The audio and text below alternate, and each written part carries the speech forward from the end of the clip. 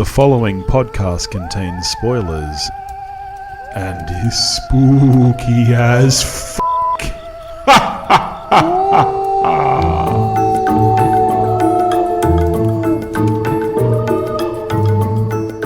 We watched a fish, the fish, the fish, the fish, the fish. We watched a fish, the fish, the fish, the fish. Hello everybody and welcome back to We Watched a Thing. Newsk, I can see you in the background there chuckling at that opening music. Did you forget how amazing it was? It was really loud in my ears. It's still too loud. I can't hear anything. I'm deaf now. Just drink your sake and be quiet. Fuck off. Hello everybody and welcome back. That's right, that beautiful voice you're hearing there is my wife Newsk. I've managed to drag her back onto the pod. How are you feeling, Newsk? I'm okay. I've got my Hogwarts blankie. I've got my sake. Because I told you, I've had several people... Several. But no, look, people are loving Dave. Dave's great. We all love Dave. But I've had several people be like, bring Newsk on again. Newsk needs to... we need to hear the Newsk. And watch your back, Dave. I'm coming for you. And being Halloween, I thought, what better time? Everybody knows how much you love a horror film. I do not. Well, you had it really, really easy this month, didn't Oh, you? None of these were scary, were One was. One? Oh, I can't wait to hear which one. You should know which one. We had to watch it in two settings. Oh, yeah, that one. Yeah, the one that's really not a horror at all is a thriller. Hey, fuck off. Because it's the spooky season, and you know that at Halloween I love to watch as many scary movies as I can, and I love to do that with you because it's more fun with you. I think you just like to terrorize me, and maybe it's time for a divorce. I don't know. Jokes. Ouch. But this month you succumbed. You watched some horror movies. Succumbed. Mostly what I would call thrillers, really.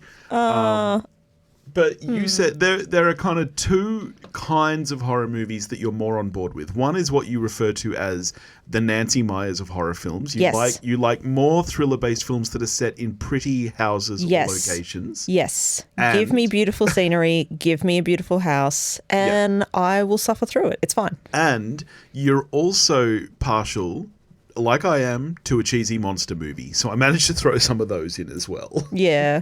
I would say you're more partial to them. Oh. Some of them I was like, what the fuck is this? And you were like, isn't this the best? And I was like, it's fine. So we watched 6 movies in this lead up to the spooky season. Mm-hmm. We watched 1990's Misery, classic Stephen King adaptation, which you had seen before. And fucking love. We watched 2000's What Lies Beneath, which again was at your request. You're a big fan of that film. Yes, I think that's my favourite horror. Yeah, okay. It's not a thriller, it's a horror. Yeah. So piss off. Okay. We watched 1997's Anaconda, absolute classic in the B-monster movie genre. Yeah. As well as 2002's Eight-Legged Freaks. Yeah. Yeah, we did. We did watch that. With our boy Special Officer Dewey. We watched 2016's The Boy and 2015's The Gift. Joel Edgerton penned and directed. So good for him. Australians are taking over the world. I want you to rank these movies for me, and we'll talk about them in your ranking order. So let's start with the movie that you thought was the worst. Of these 6 films, which one was your least favourite? By far and away, without a doubt, Eight-Legged Freaks. Oh, I thought you were going to say Anaconda. Look, it was actually, maybe it was a toss-up between the two, but because I hadn't... actually, no, I don't think I'd seen Eight-Legged Freaks either. I think maybe it had played at a sleepover once, but I didn't really watch it. Not like that time. What did we all watch at the sleepover at the time in college? Identity. Which 5 minutes in, you spoiled it. You went, I've seen this. It's the little kid. Yeah.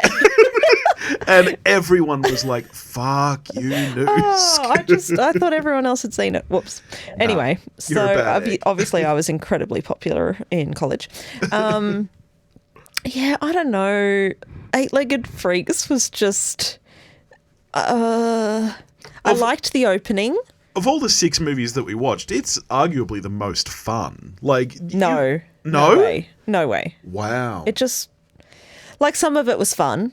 you know, you could watch it with like a group of friends and laugh about how bad it is, or laugh at the 90s/early 2000s. Same with Anaconda. Although we mostly just spoke about how you thought J-Lo was so hot and hasn't aged today. It got weird. And like, I'm not disagreeing with you, but I was just like, please, Pet, let's stick to this. Let's stick to the synopsis, okay? Because this is serious filmmaking.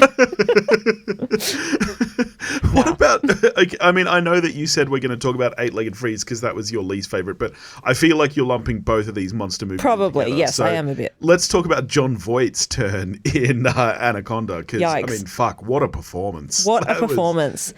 Isn't he supposed to be like a serious actor? And he's in a movie with J-Lo and Ice Cube.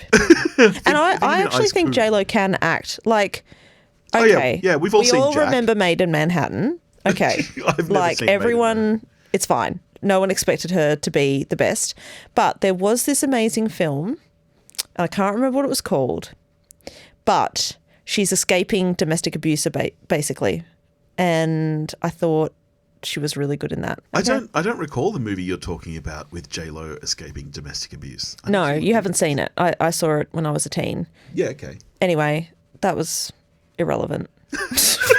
I've had a lot of sake. I love both Anaconda and Eight-Legged Freaks. Like, I know that arguably neither of them are what you would call good movies, but I think Eight-Legged Freaks in particular really plays into, if you're like me, a fan of classic B monster movies, I think it really plays into a lot of those Yes, tropes. but like, B even the setting is and stuff. the key there. But it has fun with it. It's really Oh, playing it's super with those fun. tropes. Like, he literally says the name of the film. Oh yes, while He's standing on screaming the it. roof of a mall shooting at spiders Yeah. with machine guns. Damn you you. Eight-Legged Freaks! I was like, that's the name of that movie. You know, fun fact, it was originally titled Iraq Attack. That's way cooler. Yeah. Iraq Attack. And it was released as Iraq Attack in Europe and some other countries around the world, but we received it as Eight-Legged Freaks. Yeah, we are America light, so they 'cause need to dumb it down. a bit. I believe that they actually do also say Iraq Attack in the movie. Oh my God, that's amazing. I think they actually say both those lines. I wish I'd known that. My biggest problem with Iraq Attack / Eight-Legged Freaks was I live in Australia. Spiders are a pretty normal part of life. You know, like we were moving our bricks recently and I was like, cool, there's a whole bunch of redback spiders. Yeah. You just know to be careful. And obviously, if you get bitten, sure, whatever. Your life flashes before your eyes, but then you go to hospital and you're fine. Yeah. Okay. But, like, anything bigger than a huntsman, or quite frankly, some of the big huntsmans, fucking freaks me out. Yeah, they're pretty Like, I don't big. want them near me. I don't want them in my room. I'm not like Topher, friend of the show. See what I did there? I'm not like him where he had a huntsman living in his room for ages and he named him and it was great. No, I don't want them near me. And at no point during Eight-Legged Freaks did I ever feel like, oh, that's gross, or oh my God. No, nothing.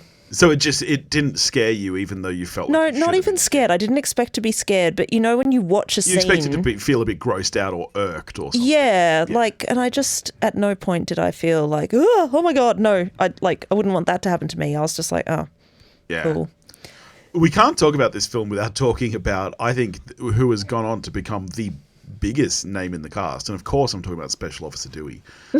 But playing kind of the lead teenager in the film is Scarlett Johansson. Yes, Who yes. is, I don't know how old she is in this, maybe 14, 15? Yes.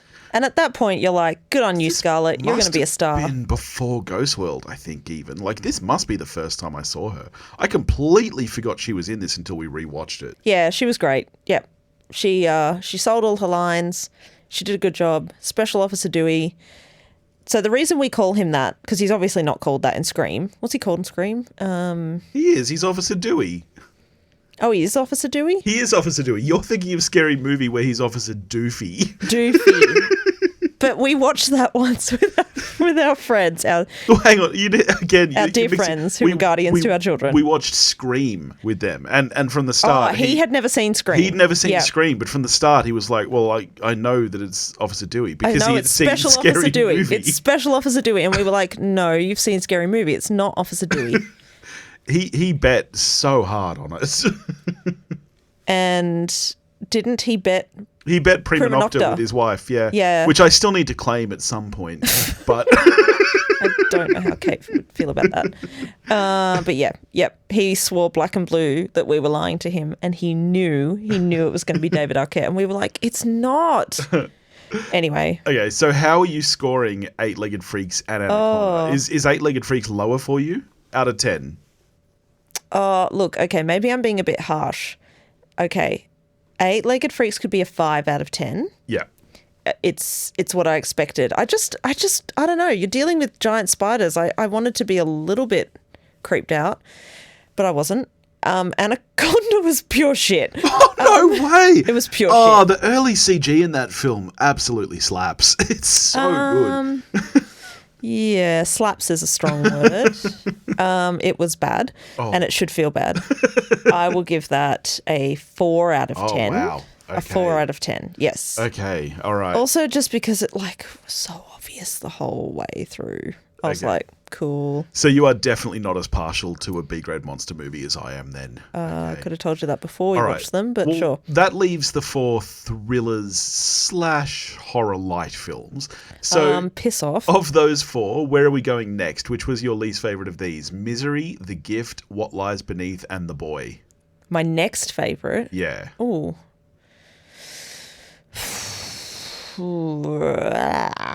I want to say... What's the Joel Edgerton one? The Gift. The Gift. Wow, you thought you liked The Gift less than The Boy. Well, yeah, because it was less fun. Wow. And it was more along the lines of a serious, terrifying film. So, okay, so this was the one film that actively scared you, because this was the one that we watched in 2 sections, which I thought was kind of just because we got busy the first night, but you were actually too scared to keep watching. Got busy? Hang on. Just to clarify, it wasn't getting busy with it. Calm down. What I meant. We had to go pick up our daughter from a sleepover. Yeah, we got busy with life, not busy getting busy. Jesus, we're married. That's Oh, all right. Well, tell us how you really feel. Okay. So this was your least favorite, even though it was the one that you actually found the scariest of all the films. Is that why it's your least favorite? Yes, because it was 100%. 100%. Okay. I don't want to be terrorized in my own home, and that's exactly what you did to me. As a woman who is often home alone during the day, I don't want Joel Edgerton just appearing at my shower screen. I find it's an interesting move by him to write and direct this film and to play the creep. Who, I guess by the end of the film, it's hard to refer to him as a villain. I think for most of the film, you kind of set up to think that he's the bad guy. Like if this was a typical home invasion film, you'd think it was him, but it's a little bit more grey than that by the end. It's not grey. He still did a bad thing, and I don't like him. Yeah. But I get what you're getting at. I picked from the start Jason Bateman was a bully. Like, I don't know if Jason Bateman's just a really good actor or if I was just he's actually a bit of a prick. If he's actually a bit of a prick. Yeah. Because I was just like, well, he obviously bullied him in high school. Yeah. I really love this film. If you enjoyed high school, let me be clear. You're not a good person and you have no place in this podcast community. Okay. I actually really loved this film, and I actually liked it more on this rewatch than I did the first time. I saw this at the cinemas when it came out, and I remember liking it, but being I don't know if maybe I was just a little bit put off by certain things, but on this rewatch, I really, really appreciated this film, and I think the acting across the board is basically a three-hander. Yeah. With Jason Bateman, Rebecca Hall, and Joel Edgerton really she does a great job. All 3 of them are fantastic. But I'd like to point her out particularly because at all times she still has an element of compassion and sympathy. Yeah. She can be completely terrified and she's, of course, like any fucking woman in a horror film, like, something's wrong. And everyone's like, nah, you're fine. She does that really well, while also still portraying empathy or a sense of like compassion towards what's his name? Joel Edgerton, that guy. Gordo the weirdo. Gordo the weirdo. How could I forget? Yeah. Yeah, so, I mean, obviously, if she truly found out at the end what you find out, I'd be like, all compassion gone. But I just thought she did a really good job, showing the two sides of the coin, like fear, terror, and, compassion for him. Yeah, definitely. And like, sensing her husband's kind of a prick. Yeah. Kind of, like, absolutely a fucking prick. It's an interesting one because, like you said, from the start, you can tell that he's a bit of a prick. Yep. But I think it's excellent casting because Jason Bateman is so charismatic. And because he is always, I mean, you know, there's this saying that he can't act. And I don't think that's true. I think he can act, but I do think he's typecast. I think he, even in films, even in shows like Ozark, for example, where he's love Ozark. Oh, it's fantastic. Shout out to Ozark. But he's still Jason Bateman to a certain extent.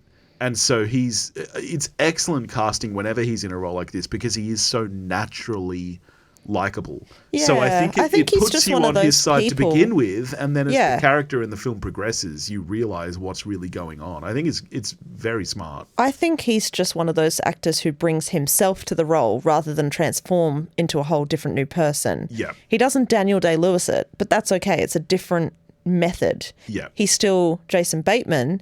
He's just, I don't know, maybe he didn't know they were filming. But also he's dickhead Jason Bateman. Yeah. So how are you scoring The Gift out of 10 then? Oh, look, I can recognise it's a well-made film and it freaks me out. Blah, blah, blah. And you assured me the house was nice. And you were like, this is like a Nancy Myers of horror films. It's what you want. They move into a beautiful new house. No, I don't like mid-century modern, so... which you should know from our constant viewing of Property Brothers. Yeah. But you don't listen to me. So for that reason, and that reason alone, it's getting a 7 out of 10 instead of an 8.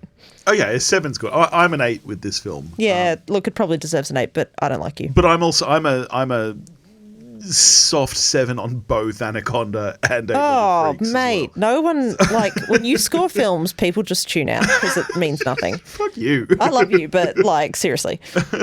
All right, so there's 3 films left, and I hope that I know which one is next for you. We've still got Misery, What Lies Beneath, and The Boy.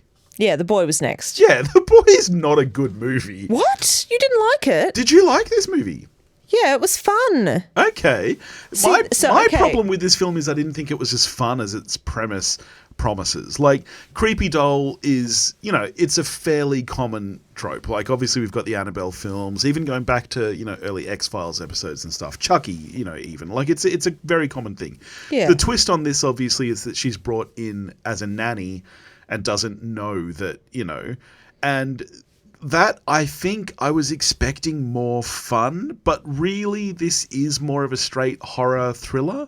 And it's one of those interesting things where I knew from the start it was a Scooby-Doo. Yes, but you I did. But I didn't know how. Like, I knew that it wasn't supernatural. Because there's 2 ways this film can go from the very start, where it's either supernatural or it's a Scooby-Doo. And I knew which one it was from the start. And so... hang on. No. Let's be clear. You said, it's either going to be a Scooby-Doo or it's going to be... No, I knew. And then, then about 10 minutes later... Okay. Let's just be clear here. Mr. I'm a movie expert. But very early on, I knew that there was going to be a twist, and so I was waiting for it. And when you do get the twist, I think it's interesting enough, but I was just expecting more fun. But so you did have fun with this film. Yeah, it was heaps of fun. It was like... a bit freaky when the doll moved, or like, you know, they do little jump scares here and there. I was like ah out loud when the hand came out of the wall with the portrait, and there was something when she was in the attic. You know, like, and I don't know, I guess maybe it's because I don't watch a lot of horrors, but I was like, oh, he's living in the walls. Oh, it was like surprising for me. And even though you were like giving it away as we went, I was still like, nah, it's supernatural. So I don't know. I enjoyed it. It was fun. It was the kind of horror I was like, not, I don't own creepy dolls in my house. Yeah. So I'm not scarily walking around my house freaked out Like, whereas Joel Edgerton might be outside my shower window. I don't know. Okay. Yeah. And so it's just easy, best, even though it's not from a woman's supernatural, perspective, to not own scary dolls and not befriend Joel Edgerton. Do you know what I mean? But one of those is easier than the other. Yeah. So even though it's not supernatural by the end, it's far enough removed from any kind of reality that you don't get scared by it. Yeah. Problem solved. See, I'm not going to be a nanny for an old couple who are like, this is our son, doll. Okay, that was my first thing. She rocks up at the house and this couple is like 700 years old. I'm like, well, that's your first hint that this isn't a real... That's your first hint this isn't a real child. They're not having a child at that age. Oh my God. It's all explained, okay? If anyone's listening to this and they're like, maybe I should watch The Boy, just watch it. It's fun. Don't listen to him. It's all explained as to their age and it's explained why they have the doll, okay? So and it's explained why she stays too. She lost a child during pregnancy. She feels like on some spiritual level, she's meant to be there. Yeah. So, you know what, mate? Piss off. Okay. This was my kind of horror. Yeah. Whereas during Joel Edgerton outside the shower window, I visibly jumped in my seat and screamed. And that was at that point. I was like, I think I'm going to go pick up our child. Credit where credit's due. I thought Lauren Cohen as the lead actress, Greta, was really good. Yeah, who is she? Has she been in other things? I mean, the name is familiar. My mind is going to Gilmore Girls, but I think that's a different Cohen. Oh, she just reminded me so heavily of that ditz on Scream Queens. Right. She's most Can you imagine if I got a makeover? Dead. Competition would be over. And she obviously acted way better than her. Way better. Most known for The Walking Dead. Looks like she's had a lead. She was Maggie. Oh, right. Okay. You won't know. I read the comics, so. I read the comics. Wow. Could you be any more of a white girl right now? Sorry, I read the graphic novels. Wow. I'm not going to do this with you anymore.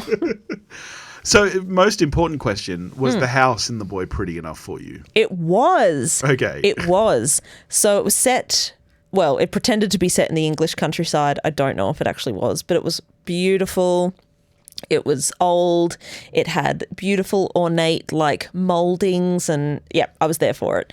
And see, that takes the edge off when you can just sort of house pawn it. Okay, yeah. Okay. So are you getting ideas for next year? Yeah. Yep. Yeah. It's not enough of a niche market, and it should be. So, all right, how are you scoring The Boy then? 7 out of 10. 7? Okay, I'm a 6 on The Boy. I thought it was fun enough, but I wouldn't rewatch it as far as horror films are concerned. That's crazy to me. It was fine. It was so much fun. Okay. So there's two films left. I mean, now this is a tough one. This is very tough. I know which one's the highest for me, by a bullet, but... Okay, we've got Misery and What Lies Beneath. Obviously, you're scoring Misery as a 10 out of 10. You said earlier that What Lies Beneath is your favourite horror. Does that mean that we're talking about Misery next? Is Misery the second-ranked film? I guess so, but they're on the same playing field. They're so good, both of them. You have the beautiful... I don't know if it was shot in Vermont, but they're pretending it's Vermont in the winter. And are they pretending it's Vermont? No, seriously, edit this out. I'm not going to listen. I won't know. It's Colorado, so the opposite side of the country, not Vermont. There's snow. Yeah. Tomato. Okay. Are they pretending it's Vermont, though? I feel like they mentioned Vermont several times. It's Colorado. Do they mention Colorado? Yeah, several times. Yes. No. Yes. It's very clearly set in Colorado. We are talking about Misery, right? Yeah. Yeah, it's Colorado. They talk about Vermont when he drives up to Vermont and stays at... He stays at the Silver Creek Lodge, Colorado. There's no Vermont. We're at the point now where I don't know whether to cut this out or not because it's gone for so long. As someone who has been to both Vermont and Colorado, they're both stunning. Good job, American scenery. Okay, this has nothing to do with it. We're not talking about Vermont in any way. Okay, but what I'm saying is the weather and the scenery is a central player. It's almost like another character. Yeah, okay, yeah. Yes, yeah. Because obviously it's the catalyst for him, you know, he's driving in a snowstorm. What a fucking idiot, by the way. He doesn't have snow chains or anything. Like, I'm not saying you deserve to run off the road, mate, but, you know. So anyway, there's that. But also then, you know, you're just waiting for the snow to thaw. You're just waiting for that, like, car to be revealed. And then, oh, what's his name? What's the... James Caan? No. Old mate. Who The sheriff. love. Sheriff Buster? Buster. No, what did I call him? I don't know. Oh my God. You've had way too much sake. I shouldn't. And don't down the rest of that glass. You drag me into these conversations. I don't know what you want from me. No, he's from Anne of Green Gables. Oh, right. Okay, Uncle, whatever. Anyway, I've had too much sake. I am a huge Anne of Green Gables fan. His name is escaping me right now. But he always dies, and it's really upsetting. And he always plays just like the sweetest old man. Anyway, he knows that he escaped from that car, and he was aided because he was like, there's no way he got out of that car alone. He didn't escape and was eaten by a wild animal. He's like, someone dragged him out. You can see the crowbar marks on the car. Yeah. Fucking love that shit. I like that twist in this. It's a little bit similar to Fargo in that sense. Where, you know, you've got the small town sheriff, and so often in these movies, he's the Molly. They're bumbling. They're like, they're idiots. Inept. And, you know, I like that in this film, you know, even though he's this kind of old, doddering man in a lot of ways, and like his wife is his assistant, and it's this small town sheriff. He's not doddering though. Like he's observant, and he just doesn't actually have a lot to deal with on a day-to-day basis in this small town. So much of that, I think, comes from Stephen King, who is fantastic at characters. But let's not forget that this film is penned by William Goldman, who wrote fucking Butch Cassidy and the Sundance Kid and the Princess Bride. Never seen it. Oh, yes, you have seen the Princess Bride. One of the greatest writers of all time. Oh my God. And directed by Rob Reiner. The direction in this film is stunning. This is such a good movie. Like, this movie is we get one it. of the best. You love it. It's in my top 100 of all time. We're talking about me and what I think of it. Okay, so shut up.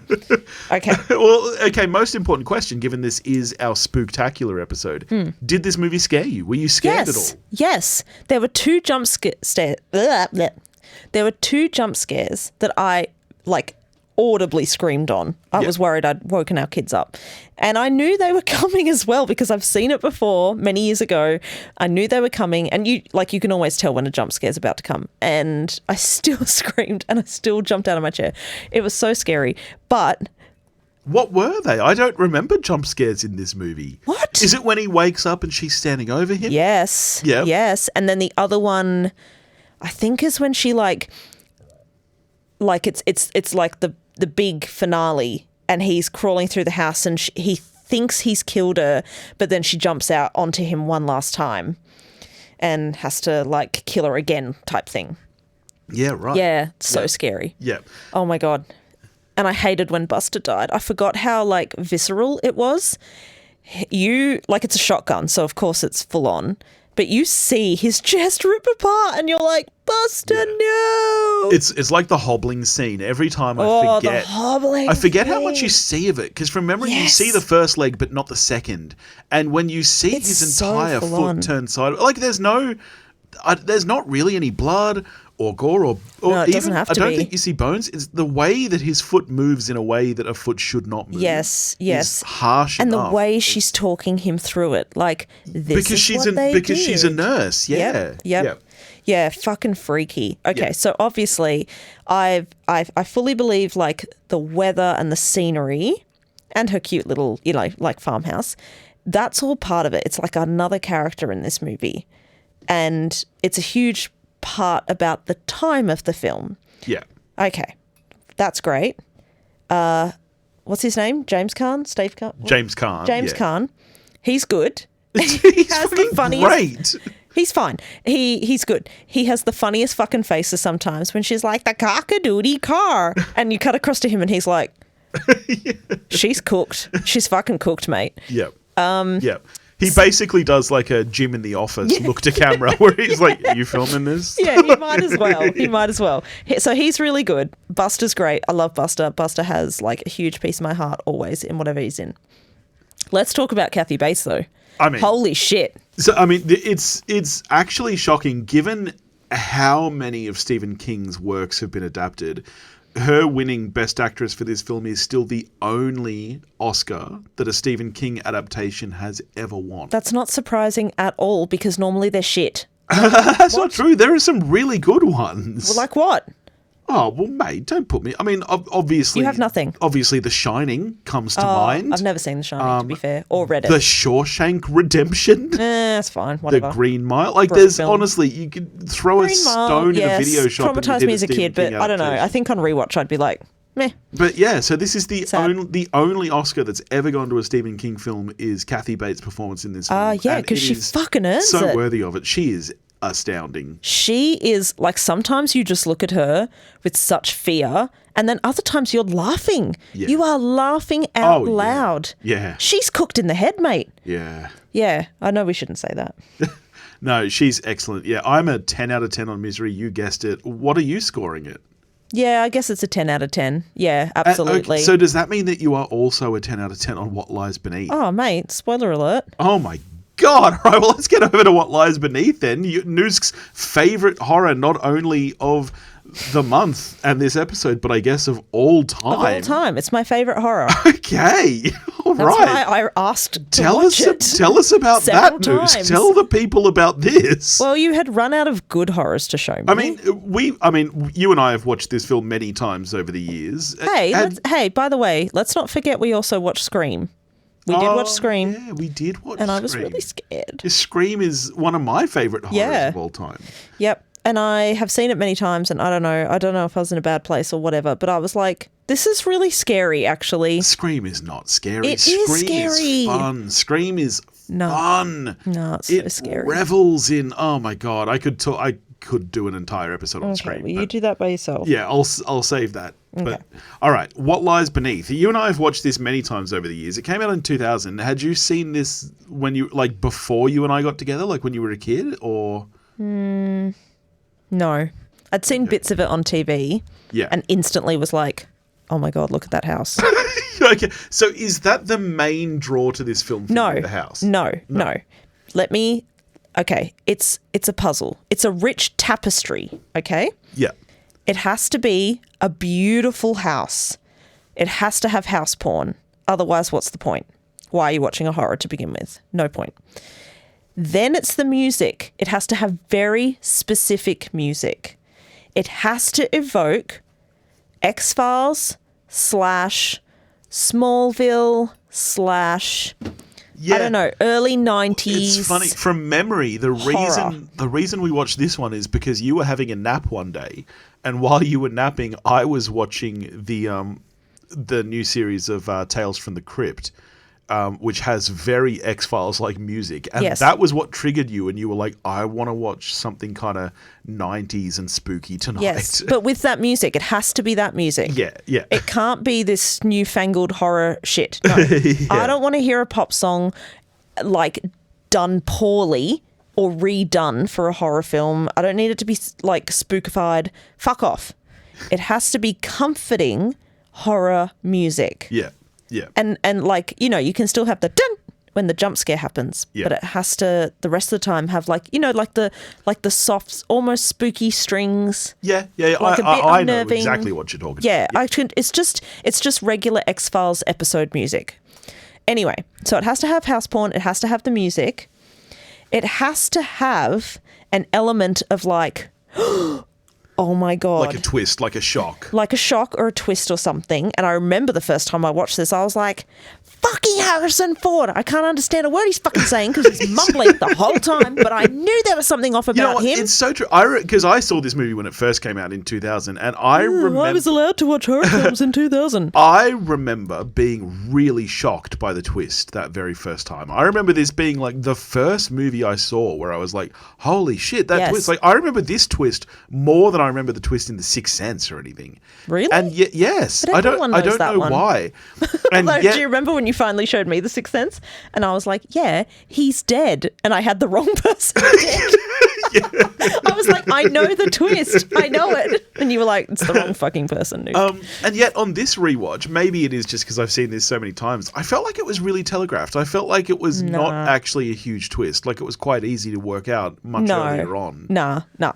I mean, if you're a woman, your spidey senses are tingling. You're like, something's up with that husband. Yeah, Never trust the husband. Yeah. But also, there's not a lot thanks. leading up to that. Thanks for, I'm your husband. You're saying never trust me. And you'll never get away with anything because my spidey senses will tell me. Okay, anyway. So it has to have house porn. It has to have the music. It has to have a twist. But it has to have some, moments of... it can't just be... like Scream, which is terror, terror, terror, terror, terror. And I know you're like, oh, it's not scary, but it is for me, okay? Piss off. It needs to have some moments of, like when she's, I don't know, talking with her friend and they do the Ouija board and it's like scary, but it's fun. Yeah. Or when... when it cut across to her, like she's done some gardening and then she was playing solitaire that evening and we were like, this woman needs a job. Yeah. Like, problem solved. It's fine. So it needs to have some moments where you can just like calm your nervous system. Yeah. And then, like, obviously Michelle Pfeiffer is so beautiful and does a really good job and Harrison Ford is fine. But what I really liked is for a long time you think it's the neighbour and the husband next door. Yes, yeah. And you're sure that's it. And then it turns out, oh my God, he was having an affair. Yeah. And it's such an obvious fucking trope and it's like, come on. But I feel like, I don't know, it was the time for it. Every horror film had like... yeah, that's true in the 2000s. Yep. Yeah. Turns out it was the husband having an affair with a college student. Yeah, there was lots of that. From There's memory, something deeply comforting about that. From memory, The Gift with Katie Holmes and Cate Blanchett is the same twist. Yeah, Yep. Greg Kinnear from memory. Yeah. I can't watch that film though. I love that movie. When you I kept tried to saying, get let's you to watch that. No. If you see the abuse, I can't watch that. No. Yeah. Flat out no. So yeah, anyway, it was super great and it's got an element of supernatural. Like while we were watching it, you were like, oh, it is kind of supernatural. And I was like, fucking yeah. It's a horror, not a thriller. Well, yeah, my memory of this movie is very much that it's a thriller. And she is being haunted. I still think it's more thriller than horror for sure, but... No, she's being haunted. It definitely has horror elements. Yes, you're right. She's being haunted. Yes. And it has some jump scares. Yep. And I don't know. It's just beautiful. All right, and I so love it. you're a 10 out of 10. I'm a 7 out of 10 for What Lies Beneath. I do like it a lot, but I don't think it's like the best horror film of all time. And if there's any movie directors out there listening, which I'm sure there are not, but if there are, this is a niche market that you need to get on board with because actually I think there is a massive demographic for it. For house porn horror films with comforting 90s music. Yeah. It's just, I don't know. It's so much fun to watch and also scary, but you like, at the end of the night, you're like, it's okay. My husband's not going to be a cheating professor. It's fine. Again, problem solved, like the boy. But if I'm caught in a snowstorm, she might find me. Kathy Bates might find me. Well, this is what I was just going to ask. Most important question. Of all of these films, which one are you most likely to survive in? Survive? If you, Newsk, right now, if you become the main character in all of these films, which one are you going to survive in? Are you going to survive if you're James Caan in Misery? Will you figure out it's Harrison Ford in What Lies Beneath? Which of these films are you most likely to live through? Oh, that's tricky. I mean, I feel like I would cotton on to Harrison Ford much sooner than she did, by the way. Yeah. Eight-legged freaks and Anaconda, problem solved, just like leave town and don't go on a boat in the Amazon. It's fine. What's the other one? Misery, The Boy. Oh, The Boy. I'm not volunteering to be a nanny anywhere. Thank you very much. And if I did and I saw that they were an old couple with a doll, I'd be like, thank you very much. I will be leaving now. Problem solved. Scream's a scary one. See? Because it's high school and it can just happen. That's scary and Misery is scary. The Gift is also terrifying because, I know be you creeps. picked on a few people in high school. I didn't. You pick on love to people. claim you were like, oh, I was the picked on one. I was the outcast. I was the black sheep. Everyone in high school fucking loved you. And you were a bit of an outcast, but like a cool outcast. And don't you remember Christian? You were always like, Christian, and then you would run and hug him. And I'm like, mate, he's coming back for us. And I'll be like, you should have been nicer. I'll be like she was. Okay, so problem solved a little bit in that respect. And so this is the problem with Misery. You think you'd survive in all of these except maybe Misery? Yeah, because Misery, it truly is just a freak accident. Trapped. Yeah. Like, sure, I wouldn't be driving in a blizzard, but I don't know, like everyone sort of sometimes ventures out and doesn't expect the elements to be so elemental. Another great film. But yeah, like, you know what I mean? Like, it could happen to anyone, and then you never know who will find you in the snow. Yeah. Crazy, cock-a-doodle people. Fair. Yeah. Well, Newsk, thank you for joining me. This has been a treat and a delight, not just for me, but I'm sure for the ear holes for of my the listeners as well. the ear holes of my one fan. Many fans. No, Justin, good on you, Justin. Is his name Justin? No, I don't know which one you're talking about because there were so many people who piss reached off, out. there weren't. There were. I showed you messages. There were several people being like, Bring You back said there were Newsk. 6 and there were 3. One of Mate. which was Paul. Thank you, Paul. Paul from the Countdown, big fan of Newsk. He told me last week when we were having beers, he was like, you got to get Newsk back on. I said, well, you know what? I'm going to make her for Halloween. And he was very happy. So there you go. You've made the Paul. listeners very happy. Happy Halloween to all of you. I hope that you're all celebrating safely. Make sure you check your apples for razor blades. What? It's a thing. It's a thing. In what film? People, they hand out Halloween candy and apples and they hide razor blades in them.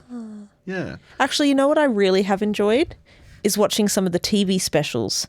We've Freaks been and doing that a Geeks. lot. Yeah, I did. I made House of I made a Horrors. playlist that just had like a million Halloween specials. You just hit shuffle on. Yep. Sabrina the Teenage Witch. Yeah. Oh my god. Modern Family has a couple of good Halloween specials. Obviously, Simpsons. We've watched many Halloween. Many Simpsons. Treehouse But of Freaks and Horrors. Geeks was so sweet. It made me remember why I loved that show. All right. Well, thank you for joining us for this spooky special. Next week, I will be back with Dave, and we're going to be looking at Killers of the Flower Moon, the new Scorsese. Why are you looking creeped out, Newsk? Nothing. You've had way too much sake. Piss off, mate. I haven't had enough. I'm actually out now. It's really sad. If you want to get in touch with us, you can do that at wewatchthething.com or wewatchthething@gmail.com. You can find us on Facebook, Instagram, and X, all under the handle. And you can find me nowhere. Is there anything you'd like to plug, Newsk? I forgot to ask. I know you love when I ask if there's anything you'd like to plug. No.